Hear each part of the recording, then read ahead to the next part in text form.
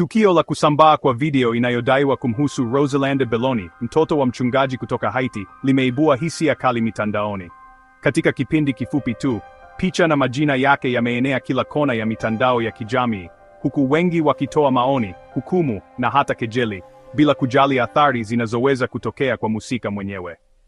Roseland, ambaye anatajwa kuwa mwanafunzi wa uandishi wa habari, amejikuta katikati ya dhoruba ya kidigitali ambayo hakuna aliye tayari kwao.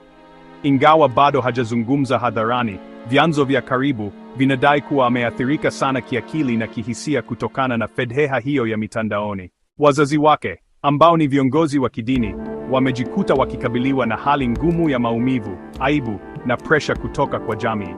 Kwa mujibu wa ripoti zisizo rasmi, familia hiyo imeamua kujitenga kwa muda ili kumlinda binti yao na kupata muda wa faragha.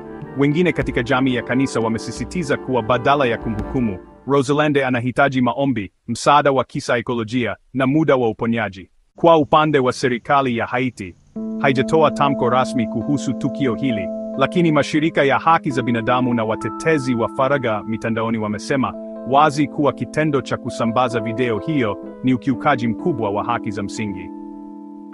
Sheria nyingi duniani zinakataza usambazaji wa maudhui ya faragha bila idhini ya mhusika, jambo ambalo linaweza kuwa na adhabu kali kisheria. Lakini licha ya sheria, swali kubwa linabaki: jamii yetu ina nafasi gani katika kulinda utu wa mtu mmoja? Kwa nini tunafurahia kuona wengine wakidhalilishwa? Na nini maana ya mitandao ya kijamii ikiwa inageuka kuwa mahakama ya umma isiyo na huruma? Kwa upande wa wazazi, hili ni wito wa kuwa karibu zaidi na watoto wao. Teknolojia imewapa vijana uhuru mkubwa, lakini mara nyingi uhuru huo huja bila mwongozo wa kutosha. Wazazi, walimu na viongozi wa dini wanapaswa kuwa mstari wa mbele katika kuwafundisha vijana kuhusu thamani ya heshima binafsi, matumizi salama ya mitandao na athari za maamuzi yao mtandaoni. Jamii pia ina jukumu la kujenga mazingira salama ya kijamii na kidigitali. Badala ya kusambaza aibu za wengine, tuwe watu wa kushauri, kufariji na kusaidia.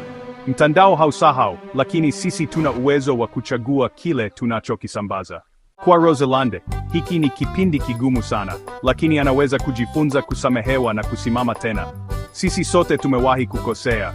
Tofauti ni kuwa makosa yake yamewekwa mbele ya dunia. Tukio hili si la mtu mmoja, ni somo kwa kizazi kizima.